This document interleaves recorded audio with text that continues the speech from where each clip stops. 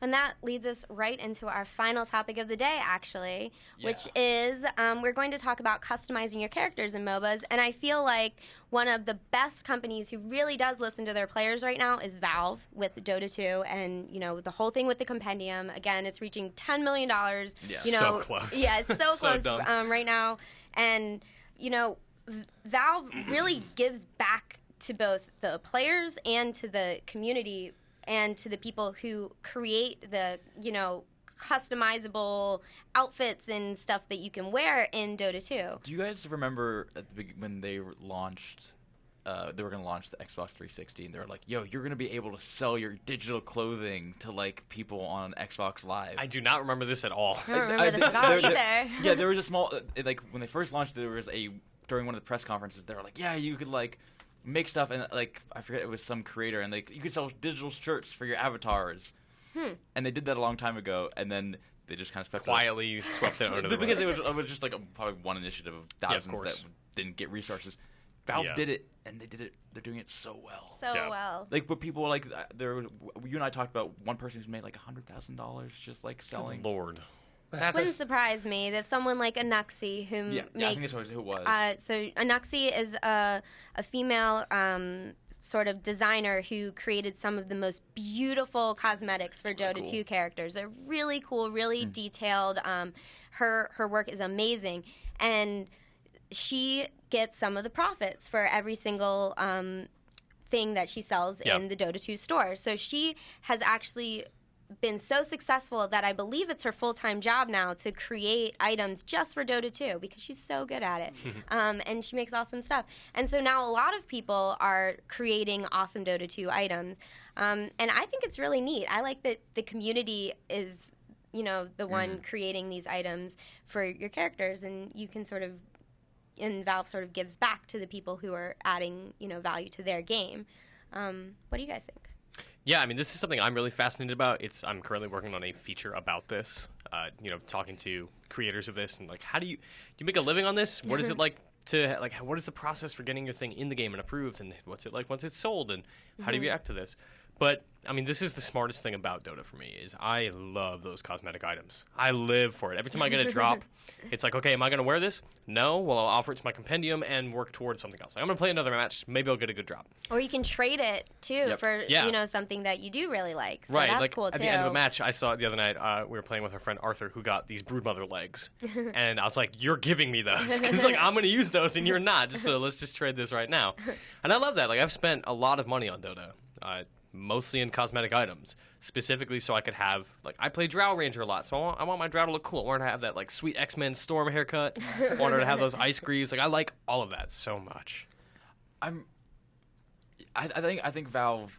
We were actually watching they put out that the new TF2 The event. Team Fortress 2 thing. And I think they do it for every game, and I'm wondering if we'll do it for like Team Fortress 2. Where now I think it's completely community based for Team Fortress 2. Oh, Wow. cool. I think don't quote me on that. But Valve has like stepped away from it. yeah, It's like- I'm assuming they're still doing like features and stuff Yeah, of like course. that. But like, but the vast majority of it is community. yeah, because it makes sense because like that they already have engaged people who are going to play like that's one of the top 10 games all the time, as is Dota, as is Counter-Strike is like huge, and that's even has community stuff coming towards it now. It's like they basically that is their model now. Yeah. Is to like we're gonna build the base and then we're gonna give you the rest of the game. My big thing with Dota's items too is that you can buy them.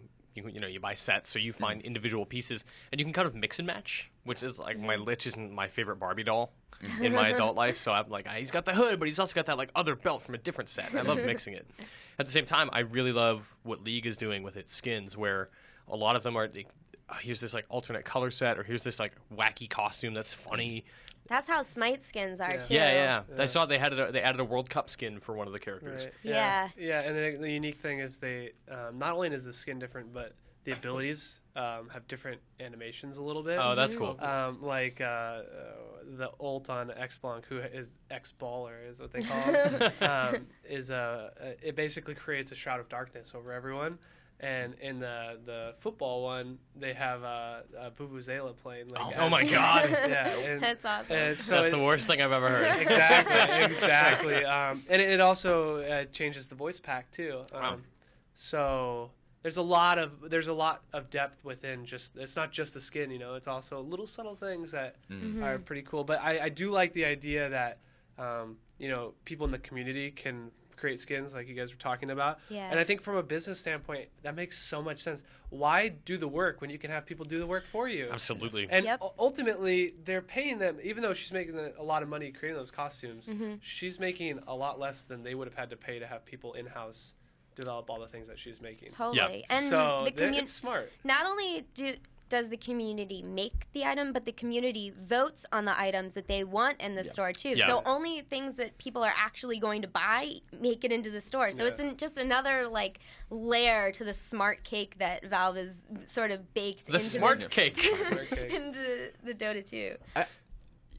League. I don't know. There's been a couple skins recently where it's been just color palette swaps. There's been small like particle differences, but they have been getting. I think they took the feedback. We're like, hey, that's not okay. We're not gonna. I don't want that, but purple. I mean, one of the characters, Zach, just has a purple skin, and there was some new animation involved with it, and I think they've got better at. We should just price those accordingly. If we're going to do this, it can't be. They built in different tiers of price for new extra things that they had. They basically hey. These are a bunch of new animations, so we had to charge X amount more. Yeah, I don't know if League or Smite does this, but something I find really interesting in the Valve stories, in addition to having sales, there are sets on sale all the time, where something that was $7 is now $1. Yeah, I'm gonna buy that. I might use it. It's $1, whatever. But Valve's key system is fascinating to me. It worked for Team Fortress 2. It was what allowed Team Fortress 2 to go free, right? Where you get these random drops of treasures, and you buy a key for $1 or $2, and you get a random item inside.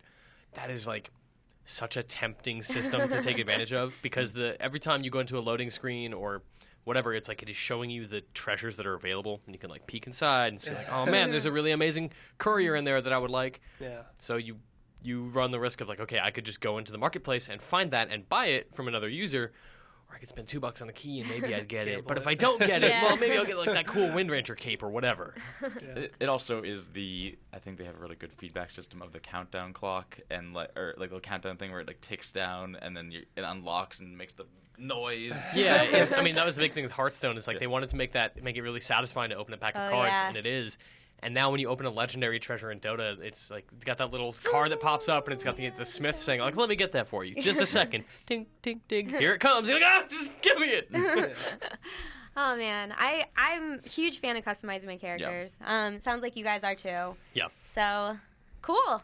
Yeah, let us know what your favorite sets are for any character, because I occasionally miss skins, even in League, where I'll go through and I did not know that existed. Right. Totally. Definitely let us know what. You can send that feedback to ign-arena-podcast@ign.com. Last thing I thought was really cool was in Smite they have ward skins now. Oh right. Yes. And one of them they just put in the game was awesome. It's like a used car. The wind guys that just kind of wacky waving inflatable arm flailing. Just guys that are just flailing their arms. That's really awesome. Now, and I was just it's so simple, but it's just so awesome. It's just a little ward that's just flying around. Yeah, and that just brings the game to life with a bit of personality, because you're wandering around and suddenly that fool's waving around. You're all right, I'm into you. This is the best game.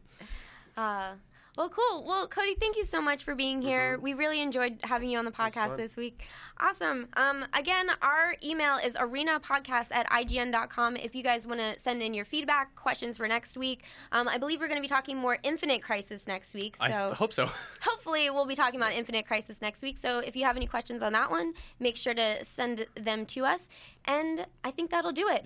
Yep, for more on MOBAs, competitive gaming, all that good stuff, you can subscribe to IGN Arena at youtube.com/IGN Arena, and that'll do it. Thanks, guys. Thanks, Leah. Bye. All right, bye.